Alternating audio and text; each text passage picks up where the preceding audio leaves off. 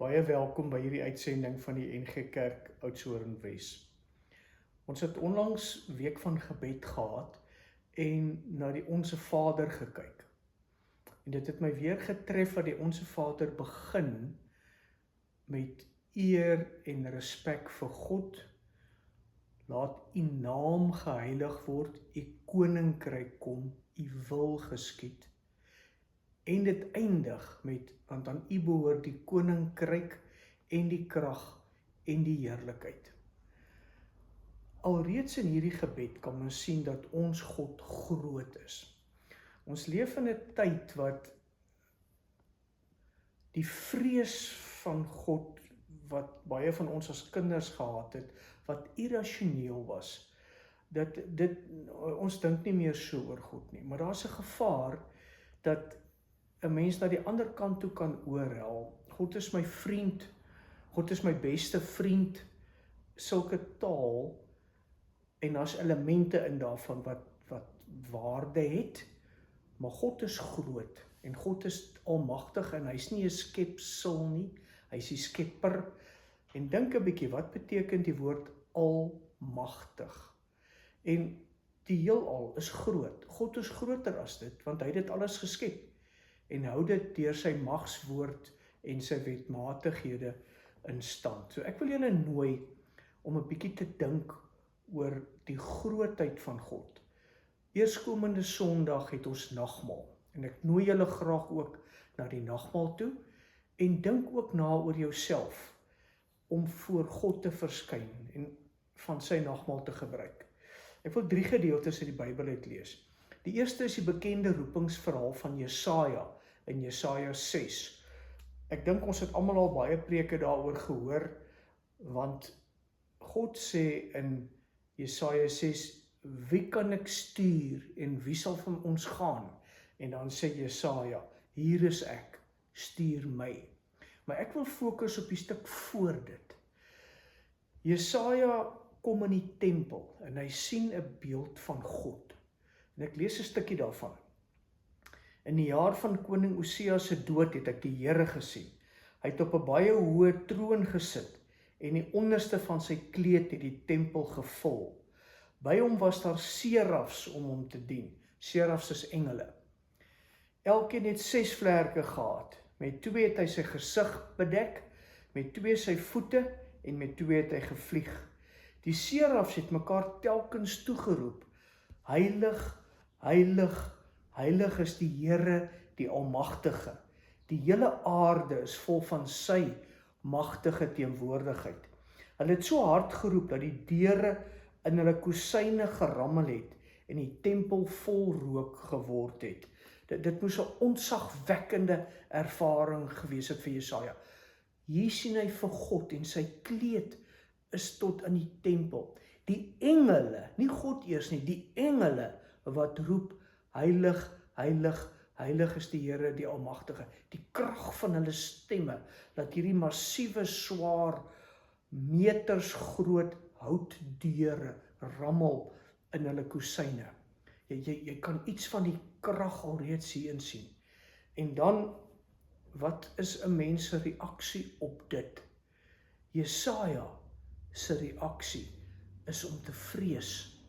Hoor wat hy sê, toe het ek uitgeroep, dis klaar met my, ek is verlore, elke woord oor my lippe is onrein, en ek woon onder 'n volk, van wie elke woord onrein is, en nou het ek die koning gesien, die Here, die Almagtige. Die 2020 vertaling sê, dat Jesaja gesê het, wee my, ek is verlore. In die teenwoordigheid van God, raak 'n mens bewus van jou eie geringheid, kleinheid, sondigheid, gebrokenheid. En ek dink, miskien ervaar ons te min van dit. Ervaar ons waarskynlik te min van die ware, dit wat Jesaja iets hier ervaar het, van iets van die teenwoordigheid van God. Ek wil nog 2 ander gedeeltes lees, op hierdie selfde lyn van die groot en ontzagwekkendheid van God. Skryf Hebreërs 12 vers 25. Pas op, moet hom wat met julle praat nie afwys nie. Hulle wat hom afgewys het, toe hy sy goddelike woord op aarde laat hoor het, het nie ontkom nie. Hierdie is nie 'n bedekte dreigement nie, dis 'n duidelike waarskuwing. God is vriendelik en God is genadig, maar moenie vir God ignoreer nie. Moet hom nie afwys nie. Hy gaan aan, dan sê hy, hierso destyds, nou verwys hy na Sinaï, toe die wet by Sinaï gegee is, was daar 'n aardbewing en die hele berg het geskit. Nou sê hy, destyds het sy stem die aarde laat wankel, maar nou het hy aangekondig, nog eenmaal sal ek nie alleen die aarde laat bewe nie, maar ook die hemel. Ons God, die Vader van Jesus Christus, voor wie Jesaja sê, wee my, ek is verlore, want ek het die Here gesien. Van wie die Hebreërskrywer sê, hy die aarde laat bewe, en hy gaan die aarde en die hemel laat bewe, net met sy stem. Wat maak ons nou, as ons in die teenwoordigheid van God kom? Jy kan die reaksie van die Israeliete by Sinaï verstaan. As die berg bewe, dan sê hulle vir Moses, moet asseblief nie dat God met ons praat nie. Praat jy met God, dan kom sê jy vir ons wat God sê, want ons is bang vir God.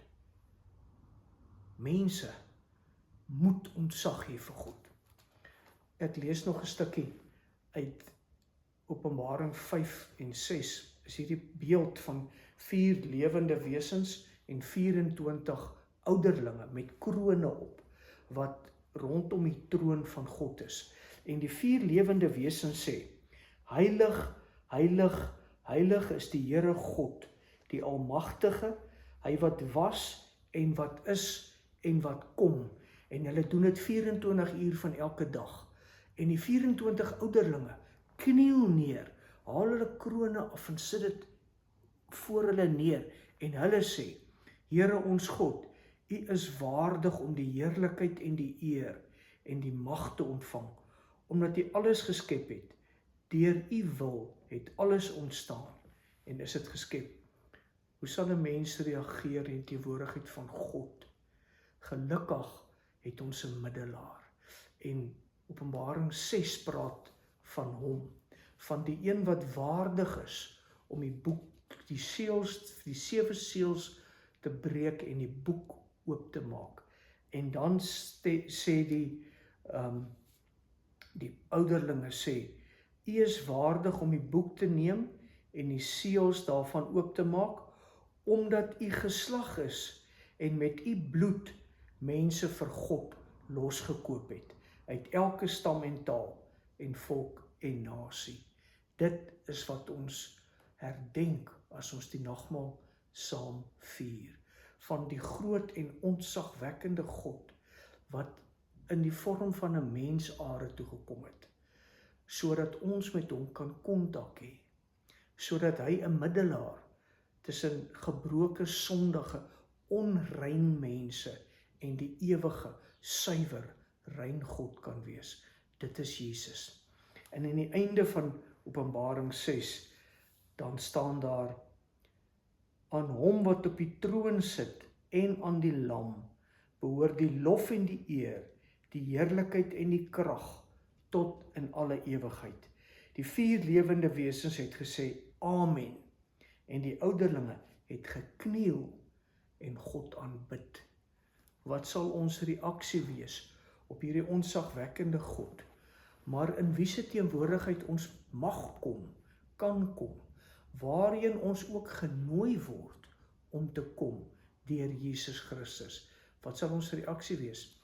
Die einde van Hebreërs 12 sê, laat ons wat 'n onwankelbare koninkryk ontvang het, dan nou dankbaar wees. Laat ons God dankbaar dien met eerbied en ontzag, soos hy dit wil, want ons God is 'n verterende vuur. Kom ons bid saam. Here, ons weet dat U groot is, maar ons het nie die vermoë om 'n begrip daarvoor te hê nie. Vir u grootheid en u almag nie. En ook die grootheid van u liefde vir ons nie. En daarom kom bid ons en vra ons, ontferm u oor ons. Dankie vir Jesus, wat ons middelaar is, aan wie ons kan vashou. Amen. Ontvang die seën van ons Here en gaan in sy vrede. Die genade van ons Here, Jesus Christus, die liefde van God ons Vader en die gemeenskap van die Heilige Gees sal by ons wees en bly. Amen.